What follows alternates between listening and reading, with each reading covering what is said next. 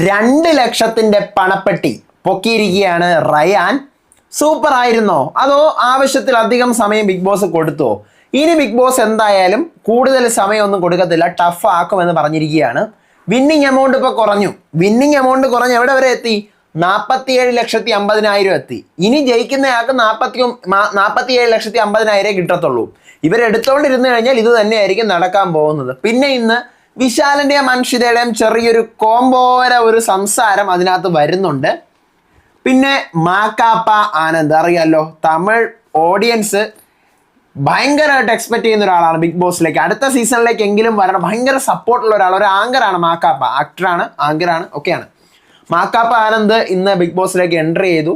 സത്യം പറഞ്ഞ് ഞാനിങ്ങനെ ആലോചിച്ചു എന്തിനാ എൻട്രി ചെയ്തത്. കാരണം വീട്ടിലുള്ളവരെയൊക്കെ ഇപ്പോൾ ടോപ്പ് 6 ഉണ്ടല്ലോ, ആ ടോപ്പ് 6 എടുത്ത് ക്വസ്റ്റ്യൻ ചെയ്ത് ഓരോരോ കാര്യങ്ങൾ പ്രേക്ഷകർ അവരോട് ചോദിക്കാൻ ആഗ്രഹിക്കുന്ന കുറച്ച് ചോദ്യങ്ങളൊക്കെ ചോദിച്ച് ഒരു ഇന്റർവ്യൂ പോലെ ഒന്ന് സെറ്റ് ചെയ്തിട്ട് പോയി. അപ്പോൾ വീട്ടുകാരൊക്കെ ഒന്ന് വിചാരിച്ചിരുന്നത് എന്താ, അയ്യോ കൂടെ കൊണ്ടുപോകാനാണോ, നമ്മൾ ഔട്ടാക്കോ റൗണ്ട് ആക്കോ എന്നൊക്കെ കരുതിയാണ് ഇരുന്നത്.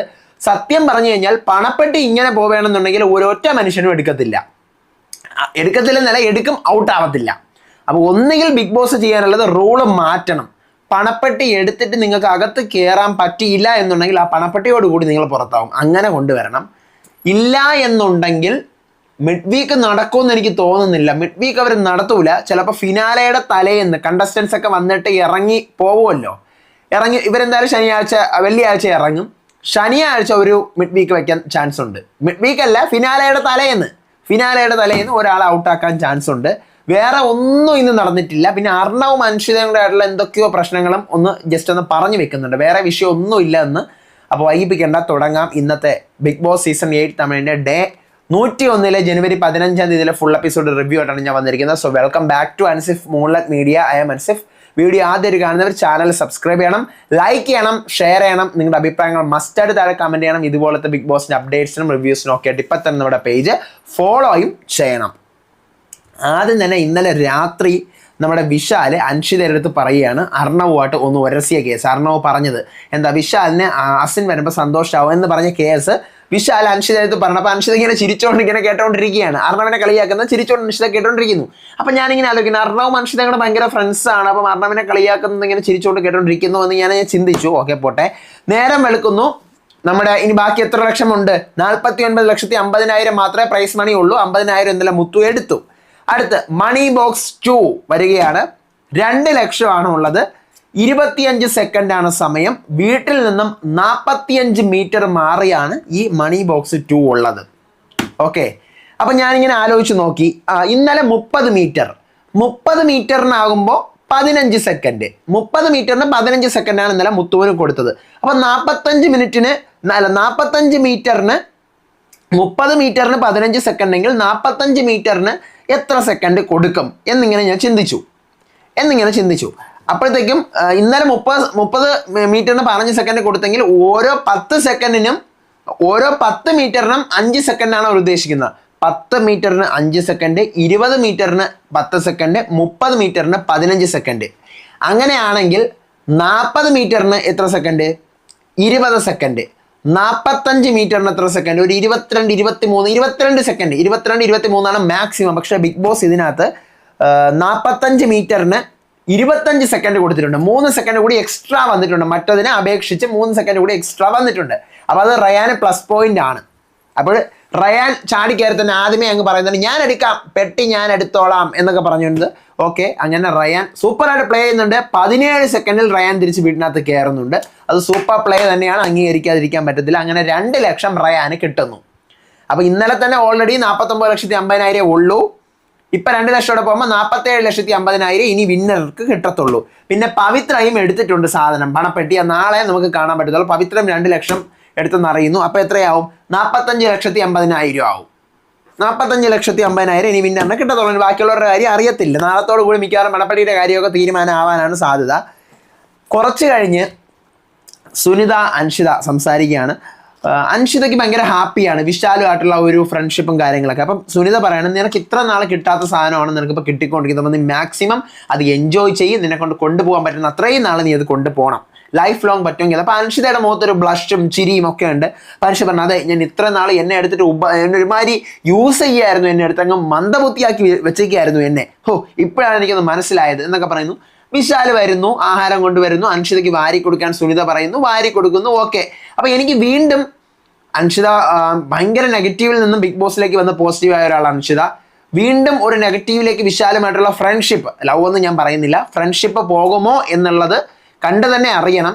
കാരണം വിശാലിന് ഭയങ്കര നെഗറ്റീവാണ്. ഈ സാധനം അൻഷിത കൂടി ചേരുമ്പോൾ അൻഷിതയ്ക്കും കിട്ടാനുള്ള ഒരു സാധ്യത കാണുന്നുണ്ട്. ദെൻ സുനിത പറയുന്നുണ്ട് ജാക്കിലിനെ കൊണ്ട് ഓടാൻ പറ്റത്തില്ല. ആരടുത്ത്? അൻഷിത അടുത്ത് പറയുന്നത്. അപ്പോൾ അൻഷിത പറഞ്ഞു ജാക്കിലിൻ പെട്ടി എടുക്കത്തില്ല, ഓടാൻ പറ്റുമെങ്കിൽ അവൾ പെട്ടി എടുക്കത്തില്ല. അടുത്ത് ഇവരുടെ ഒരു മെമ്മറി വീഡിയോ കാണിച്ചു കൊടുക്കുകയാണ്. നമുക്കറിയാം ബിഗ് ബോസ് ഒക്കെ തീരാറാകുമ്പോൾ ഇവരുടെ ഒരു മെമ്മറി വീഡിയോ കാണിച്ചു കൊടുക്കും. ടാസ്കുകൾ ഡേ 1 മുതൽ ഈ ഡേ 100 വരെയുള്ള ടാസ്കുകളുടെ ഒരു മെമ്മറി വീഡിയോ ആണ് കാണിച്ചു കൊടുക്കുന്നത്. അതിനുശേഷം നമ്മുടെ ടോപ്പ് 6 കണ്ടസ്റ്റൻസിൻ്റെ അടുത്ത് ആനന്ദി പറയുകയാണ് നിങ്ങൾ ഓരോരുത്തരും എല്ലാവരെ കുറിച്ചുള്ള ഒപ്പീനിയൻസ് പറയുന്നു. ജാക്കിൽ നിന്നെയാളാണ്, സൗന്ദര്യം എനിക്കിതാണ്, മുത്തു ഇതാണ്. അപ്പോൾ ഓരോരുത്തരെ കുറിച്ചുള്ള ഒപ്പീനിയൻ പറയുന്നുണ്ട്. അതിനകത്ത് സ്പെഷ്യലായിട്ട് കാര്യങ്ങൾ അടികൊട്ടാനോ വഴക്ക് കൊട്ടാനോ വളരെ സൗമ്യമായിട്ട് പറഞ്ഞു പോകുന്നുണ്ട്.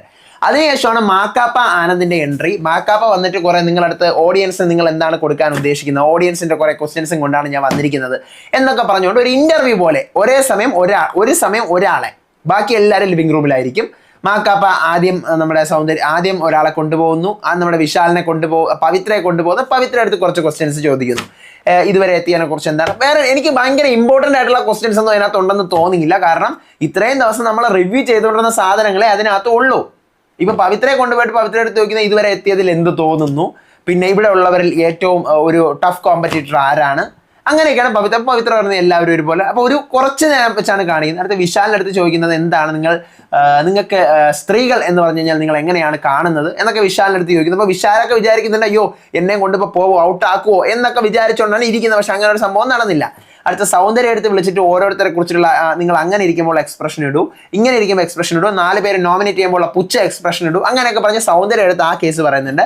റയാനെ വിളിച്ചിട്ട് ടാസ്കുകളുടെ കേസ്, മുത്തുവിനടുത്ത് ദേഷ്യമുണ്ടോ, പിന്നെ ഗോവ ഗ്യാങ് അതിനെ ചുറ്റിപ്പറ്റിയുള്ള കാര്യങ്ങളാണ്. ജാക്കലിൻ്റെ അടുത്ത് ഈ പറഞ്ഞ പോലെ ഫ്രണ്ട്ഷിപ്പും അതിനെ ചുറ്റിപ്പറ്റിയുള്ള കാര്യങ്ങളുമാണ് ചോദിക്കുന്നത്.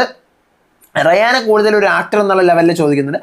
മുത്തുവിനെ വിളിച്ചിട്ട് ഗെയിം, ഓഡിയൻസ്, ബ്രെയിൻ വാഷ് ഈ ടോപ്പിക്കുകളെ കുറിച്ചിട്ടൊക്കെയാണ് ചോദിക്കുന്നത്. അപ്പം ഓരോരുത്തരെയും വിളിച്ച് ഓരോരോ എല്ലാവരുടെയും പേര് ഞാൻ പറഞ്ഞല്ലോ, എല്ലാവരെയും വിളിച്ച് അങ്ങനത്തെ കാര്യങ്ങളാണ് ഓരോരുത്തരത്തും വിളിച്ച് ചോദിക്കുന്നത്. മുത്തുവിൻ്റെ അടുത്തും റയാൻ്റെ അടുത്തും സൗന്ദര്യയുടെ അടുത്തും പവിത്രയുടെ അടുത്തും വിശാലിൻ്റെ അടുത്തും പിന്നെ ഒരാളുടെ പേരുകൂടി പറയാൻ വിട്ടുപോയി. എല്ലാവരുടെ അടുത്തും അങ്ങനെ തന്നെയാണ് ചോദിക്കുന്നത്. അതിലൊന്നും വലിയൊരു എനിക്ക് പ്രത്യേകിച്ച് ഒരു ഇമ്പോർട്ടൻറ്റ് ക്വസ്റ്റ്യൻ ഒന്നും അതിനകത്തുള്ളതായിട്ട് ഫീൽ ചെയ്തില്ല. ഉണ്ടെങ്കിൽ ഞാൻ നിങ്ങളുടെ അടുത്ത് പറഞ്ഞുതരാം. ഞാനത് നോക്കി മൊത്തം ഇരിക്കുമായിരുന്നു, വേറെ ഒന്നും ഉണ്ടായിരുന്നില്ല ഇമ്പോർട്ടൻ്റ് ആയിട്ട്. ദെൻ അതിനുശേഷം രാത്രിയാവുന്നു. അർണവും പവിത്രയുടെ പുറത്തിരിക്കുകയാണ്. അപ്പോൾ അൻഷിത വന്നിട്ട് ഫുഡ് ആർക്കെങ്കിലും ഫുഡ് വേണോ? അപ്പോഴത്തേക്ക് അർണവ് ഞാൻ ഫുഡ് കഴിക്കില്ല എന്ന് പറഞ്ഞു, എനിക്ക് ഫുഡ് വേണ്ട എന്ന് പറയാം. എന്നിങ്ങനെ പവിത്ര എടുത്ത് പറഞ്ഞു പവിത്ര വേണ്ട ഫുഡ് വേണ്ട, അർണവിന് വേണ്ട എന്നിങ്ങനെ വിളിച്ച് പറഞ്ഞിട്ട് അർണവിന് ചോദിക്കണം എന്തുകൊണ്ട് മിണ്ടുന്നില്ല, എന്താ കാര്യം, എന്തിനു മിണ്ടണം എന്നിങ്ങനെയുള്ള ഒരു ടോക്ക് അർണവ് പറയുകയാണ്. അവളുടെ ഗ്യാങ്ങിൽ ബിസിയാണ്, അവിടെ ബിസി ആയിട്ടിരുന്നോട്ടെ, നമുക്ക് പറ്റിയ രീതിയിൽ നമുക്കിരിക്കും. അപ്പം എന്തൊക്കെയോ ചകടകൾ പുറത്ത് നടക്കുന്നുണ്ട്, അതിൻ്റെ ഭാഗമാണ് അകത്തൊന്ന് അർണവ് ഇങ്ങനെയൊക്കെ പറയുന്നത്. അപ്പോൾ പവിത്ര പറയാണ് അയ്യോ നിങ്ങളുടെ പേഴ്സണൽ കാര്യങ്ങൾ നിങ്ങളതിൽ വെച്ചോ, എൻ്റെ അടുത്ത് അത് പറയണ്ട, ഞാൻ അത് പറഞ്ഞുകൊണ്ടിരുന്നപ്പോൾ അറിയാതെ കേട്ട് പോയണേ, ഞാൻ ഒന്നും ചോദിച്ചില്ല പറഞ്ഞില്ല എന്നൊക്കെ പറഞ്ഞുകൊണ്ടിരിക്കുകയാണ്. ഇതാണ് ഇന്നത്തെ എപ്പിസോഡിൽ നടന്നത്. ആ മാക്കാപ്പയുടെ സാധനം ഞാൻ കട്ട് ചെയ്ത് ഇങ്ങനെ വെട്ടിക്കളഞ്ഞിരിക്കുകയാണ് റിവ്യൂവിൽ. കാരണം എനിക്കതിൽ സ്പെഷ്യലായിട്ട് ആരടുത്തും എന്തെങ്കിലും ചോദിച്ച പോലെ തോന്നിയില്ല. എല്ലാവരും സൂപ്പറായിട്ട് മറുപടി കൊടുത്തു, എല്ലാവരും അടിപൊളി തന്നെയായിരുന്നു. ഒന്നുമില്ല, കണ്ടന്റ് ഒന്നുമില്ല. അതാണ് ഞാൻ ഇന്ന് ഇത്രയും പതിയെ പറഞ്ഞത്. കണ്ടന്റ് ഒന്നുമേ ഇല്ല. നാളത്തെ എപ്പിസോഡിന്റെ റിവ്യൂ ആയിട്ട് വരാം. നിങ്ങളുടെ ഒപ്പീനിയൻസ് മസ്റ്റായിട്ട് താഴെ കമന്റ് ചെയ്യുക. പവിത്ര 2 ലക്ഷം എടുത്തു എന്നൊക്കെ കേൾക്കുന്നു. അത് നാളത്തെ എപ്പിസോഡിൽ നമുക്കറിയാം. അടുത്ത വീഡിയോ ആയിട്ട് വരാം, വിശേഷമായിട്ട് വരാം. അപ്പോൾ അതുവരേക്കും ബൈ ആൻഡ് ടേക്ക് കെയർ.